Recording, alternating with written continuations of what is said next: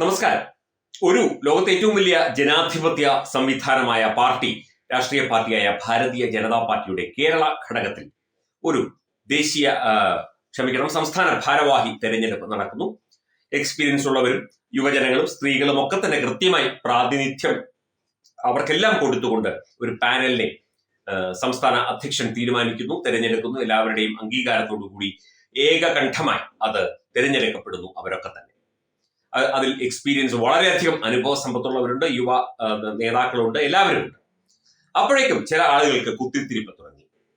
ഇന്ന ആളെവിടെ, ഉല്ലാസ് ബാബു എവിടെ, യുവരാജ് ഗോകുൽ എവിടെ, ഇന്നയാളെവിടെ എന്നൊക്കെ ചോദിച്ച് ചില സംഘി ഗ്രൂപ്പുകളിലും ഒക്കെ തന്നെ ഇത് കാണാൻ സാധിച്ചു. ഒരുപാട് സംഘപ്രവർത്തകരുമൊക്കെ യുവരാജ് ഗോകുലിനെ അങ്ങ് സംസ്ഥാന കമ്മിറ്റിയിലേക്ക് കൊണ്ട് ചെല്ലാത്തതെന്ത്, അങ്ങോട്ട് പോകാത്തതെന്ത് തുടങ്ങിയ കാര്യങ്ങളൊക്കെ പറഞ്ഞുകൊണ്ട് ഒക്കെ തന്നെ ചില പോസ്റ്റുകളൊക്കെ ഇട്ടു. ചില ചെറിയ വരി പോസ്റ്റുകളും പ്രതിഷേധവും ഒക്കെ രേഖപ്പെടുത്തിക്കൊണ്ട് ചില പോസ്റ്റുകളൊക്കെ കണ്ടു.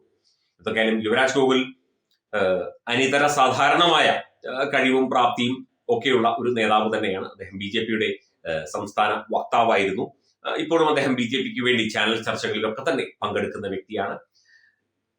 തെരഞ്ഞെടുപ്പ് രംഗത്താണെങ്കിൽ കൂടി വളരെ സജീവമായി പാർലമെന്ററി ജനാധിപത്യ രംഗത്തും പൊതുപ്രവർത്തന രംഗത്തും ഒക്കെ തന്നെ പ്രവർത്തിക്കുന്ന ഒരാളാണ് യുവരാജ് ഗോകുൽ. അപ്പം അദ്ദേഹത്തെ സംസ്ഥാന ഭാരവാഹി പട്ടികയിൽ പെടുത്തിയില്ല എന്ന് കുറ്റം പറയുന്നവരുടെ അത് ഈ ചില ഗ്രൂപ്പുകൾ, അതായത് BJP ഗ്രൂപ്പുകൾ ചിലതൊക്കെ തന്നെ ഇത്തരത്തിൽ അത് പ്രചരിപ്പിച്ചപ്പോൾ അത് CPM ഗ്രൂപ്പുകൾക്കും കോൺഗ്രസുകാർക്കുമൊക്കെ അത് പലതരത്തിൽ ട്രോളുകളായിട്ടൊക്കെ സൃഷ്ടിക്കാൻ സാധിച്ചു എന്നുള്ളതാണ് മറ്റൊരു കാര്യം.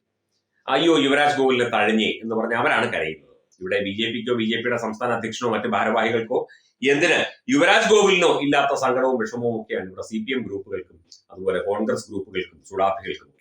യുവരാജ് തന്നെ കഴിഞ്ഞ ദിവസം ഒരു പോസ്റ്റ് ഇട്ടു. എന്തായാലും ഞാൻ ആ പോസ്റ്റ് ഒന്ന് വായിക്കാം.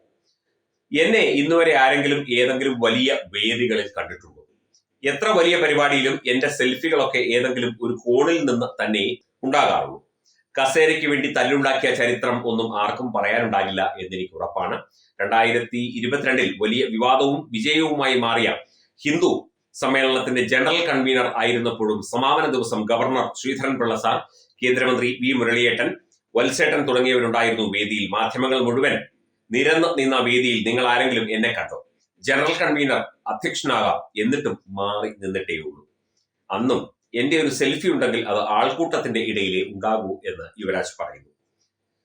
അത് ഇന്നും അങ്ങനെ തന്നെ. പരമാവധി ക്രൗഡ് ക്യാമറയിൽ കിട്ടണം എന്ന ഉദ്ദേശത്തിൽ എടുത്ത ഒരു സെൽഫിയെ ദുർവ്യാഖ്യാനിക്കുന്നത് ശരിയല്ല. ആദ്യം അവഗണിച്ച വാർത്ത കൂടുതൽ മാധ്യമങ്ങൾ ഏറ്റെടുക്കുന്നത് കൊണ്ടാണ് ഇങ്ങനെ ഒരു കുറിപ്പ് എഴുതേണ്ടി വരുന്നത്. പരിഗണനയൊക്കെ വരേണ്ട സമയത്ത് വന്നുകൊള്ളും. നിങ്ങൾക്ക് സെൽഫിയാണ് വേണ്ടതെങ്കിൽ ദാ ഇവിടുണ്ട്.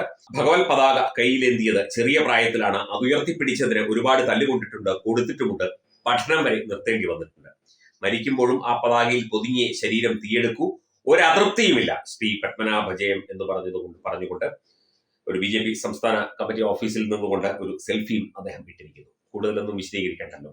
സ്ഥാനമോഹികളായി സന്ദീപ് വാര്യർമാരും അതുപോലെയുള്ള തലതെറിച്ചവന്മാരും ഒക്കെ ഉണ്ടാകും. പക്ഷേ യഥാർത്ഥ ദേശസ്നേഹി, രാഷ്ട്രസ്നേഹി, പാർട്ടിയെയും സംഘത്തെയും സ്നേഹിക്കുന്ന, രാഷ്ട്രത്തിന്റെ സംസ്കാരത്തെ സ്നേഹിക്കുന്ന ആരും സ്ഥാനമാനങ്ങൾക്ക് വേണ്ടി അടിപിടി കൂടുന്നവരല്ല, കടിപിടി കൂടുന്നവരല്ല. അയ്യോ എനിക്കത് തന്നില്ലേ, ഇവിടെ നിന്നും കിട്ടിയില്ലേ എന്ന് പറയുന്നവരല്ല എന്ന് ശ്രീ യുവരാജ് ഈ ഒരു ചെറിയ പോസ്റ്റിലൂടെ വ്യക്തമാക്കിയിരിക്കുന്നു. ഇനിയെങ്കിലും ഈ കമ്മികൾ യുവരാജിന് വേണ്ടി, കമ്മികളും കൊങ്ങികളും ഒക്കെ ചുടാപ്പികളും യുവരാജിന് വേണ്ടി കരയുന്നത് ഒന്ന് നിർത്തണം. അദ്ദേഹത്തിന്റെ ജോലി എന്താണ് എന്ന് അദ്ദേഹത്തിനും അറിയാം, പാർട്ടിക്കും അറിയാം. അദ്ദേഹത്തെ ഏൽപ്പിക്കുന്ന ജോലി അദ്ദേഹം ഭംഗിയായി ചെയ്യുന്നുണ്ട്, ഇനിയും ചെയ്തുകൊള്ളും. സ്ഥാനമാനങ്ങൾ അല്ല വലുത് എന്ന് ഏറ്റവും താഴേക്കിടയിലുള്ള ഒരു പ്രവർത്തകൻ മുതൽ ദേശീയ അധ്യക്ഷൻ വരെ ഒരേ രീതിയിൽ ചിന്തിക്കുന്ന, ഒരേ താളം, ഋഥം മെയിൻറ്റെയിൻ ചെയ്യുന്ന ഒരു പാർട്ടിയാണ് ഭാരതീയ ജനതാ പാർട്ടി എന്നുള്ള കാര്യം ഈ കമ്മിക്കൂട്ടങ്ങൾക്കും കുങ്ങിക്കൂട്ടങ്ങൾക്കും സുഡാപ്പികൾക്കും അറിയില്ലാത്തത് ആരുടെയും കുറ്റമല്ല.